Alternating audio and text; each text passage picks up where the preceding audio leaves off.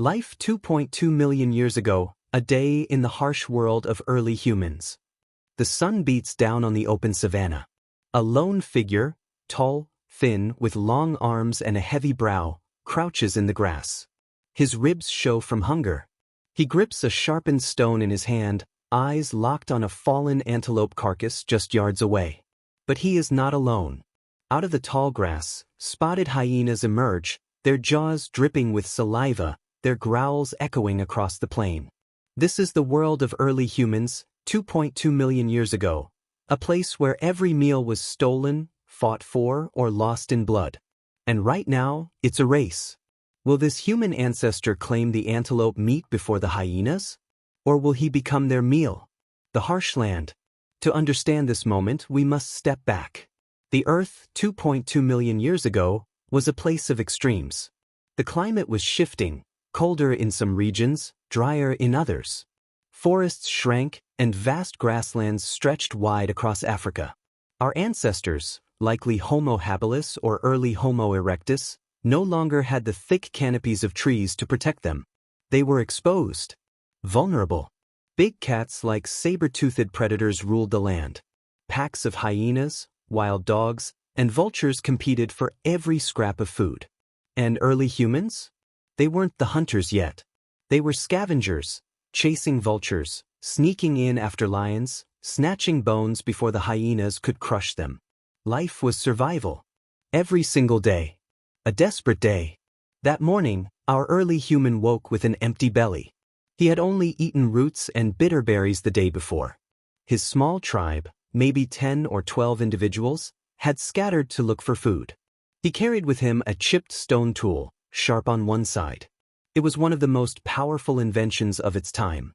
With it he could cut flesh, crack bones, and strip away tough skin. By chance, he spotted the antelope. It had been brought down not by humans but by lions during the night. The lions had eaten their fill and left.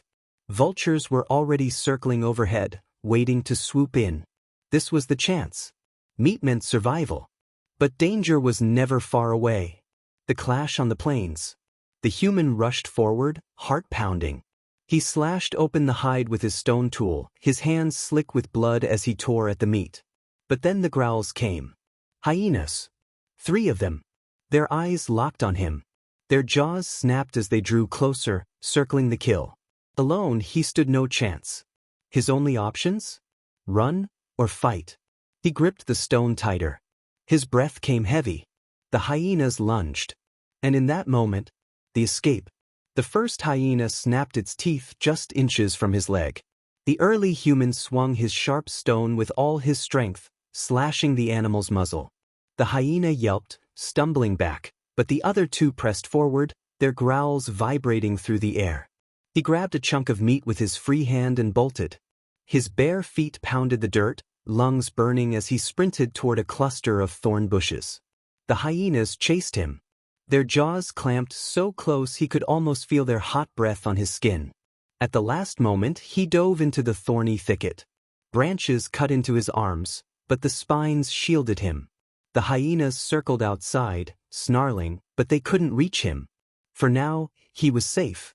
But his victory was small, only a strip of bloody meat clenched in his fist. And already, the vultures were swarming the antelope carcass he had left behind.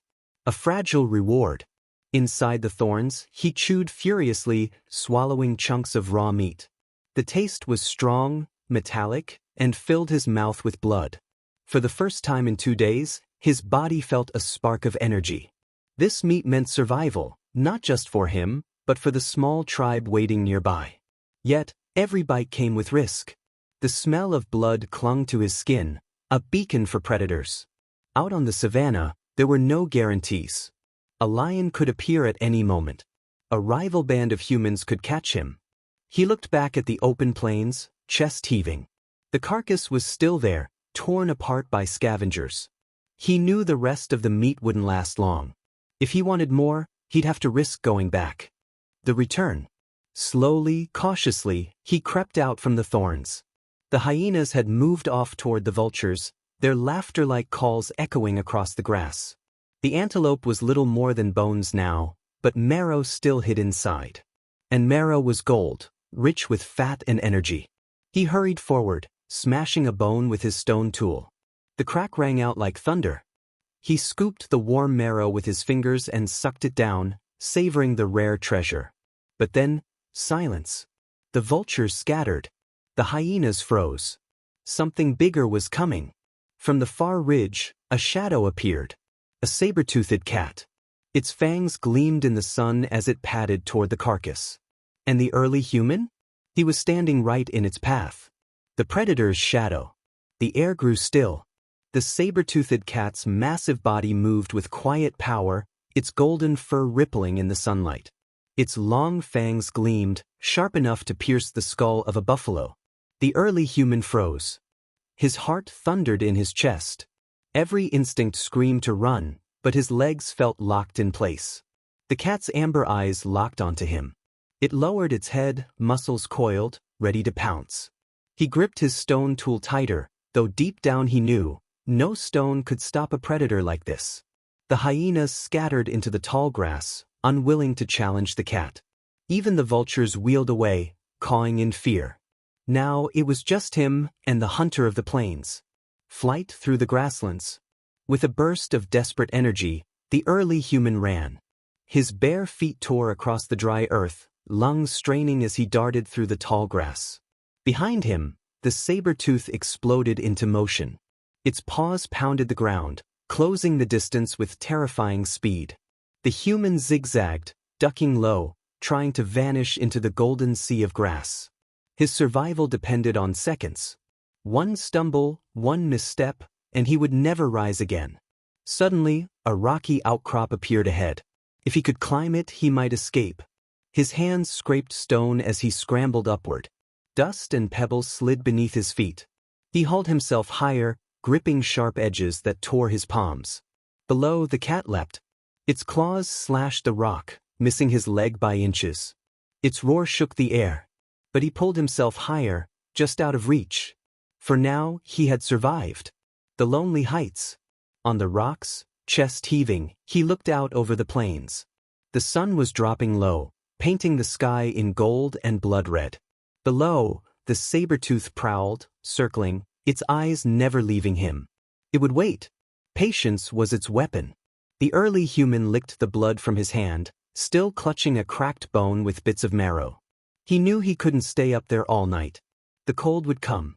His tribe would worry. And predators always hunted harder in the dark. He had to find a way back. But every path led past danger. The cat, the hyenas, the endless grass where more threats lurked unseen. As the sky darkened, a single thought pulsed in his mind. He wasn't just fighting for food anymore. He was fighting to see the sunrise. Darkness falls. The sun slipped below the horizon, and the savanna changed. The heat of the day gave way to a chilling wind. The grasses whispered in the dark, and the sky filled with the calls of night predators. From his perch on the rocky ledge, the early human shivered. His thin body had little fat, no fire to warm him, no shelter to hide in. His only comfort was the cracked bone in his hand, but even that no longer filled his stomach.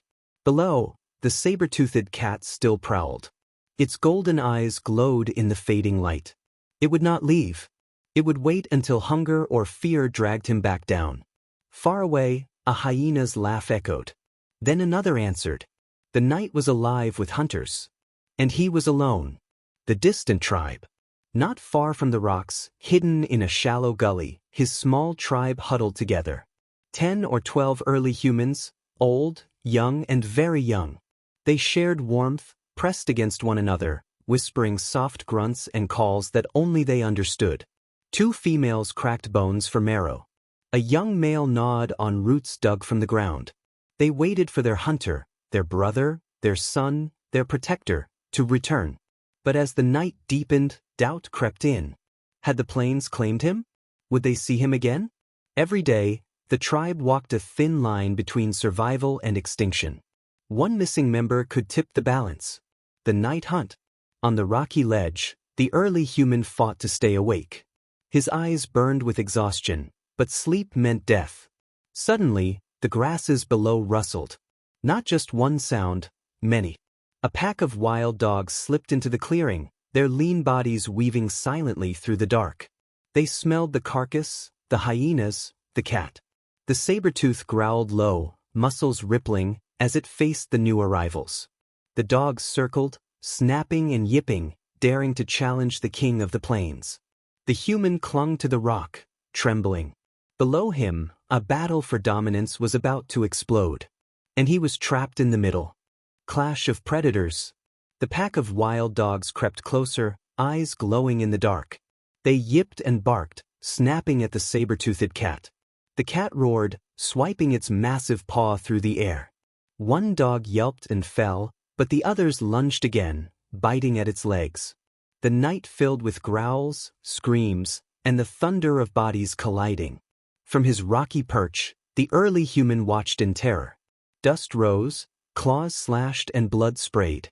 The cat fought like a beast from nightmares, fangs flashing in the moonlight. But numbers began to overwhelm it. The dogs darted in and out, drawing blood with every strike. The mighty predator stumbled, snarled, then dragged itself away into the grass, defeated, but not dead. The dogs claimed the carcass below, ripping apart what little meat remained. Their snarls and chewing echoed through the night. The human pressed against the rock, chest pounding. He knew that once the dogs finished, they might turn their sharp teeth on him. The long wait. Hours passed. The moon crawled across the sky. The dogs eventually melted into the grasslands, leaving only silence and the faint smell of blood on the wind. Shivering, the early human finally climbed down from the rocks.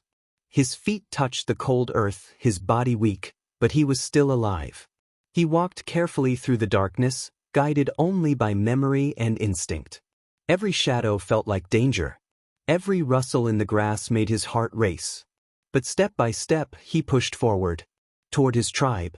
Toward the only safety his fragile world could offer. Return to the tribe. At dawn, as the first light broke across the savanna, he stumbled into the gully where his people waited. Gasps and cries filled the air as they saw him. He was thin, bleeding, and exhausted, but he carried with him what mattered most. In his hand, the cracked bone with its precious marrow. He dropped to the ground, surrounded by his kin. They took the bone, scraping what little fat remained, sharing it among the children. It was not a feast. It was barely enough. But in this world, every scrap meant one more day. The tribe survived, because he had survived. The lesson of survival. This was life 2.2 million years ago. A daily struggle against hunger, predators, and the unforgiving land. Our ancestors were not kings of the world. They were fragile, small, and often prey. But what kept them alive was not their strength, or even their tools. It was their determination. Their ability to adapt. Their will to face fear, and keep moving forward. Every dawn was a victory. Every scrap of food, a lifeline. And from these desperate beginnings, the story of humanity was born. Because survival wasn't just about meat, or bones, or fighting off predators. It was about something far greater. The unbreakable drive to endure.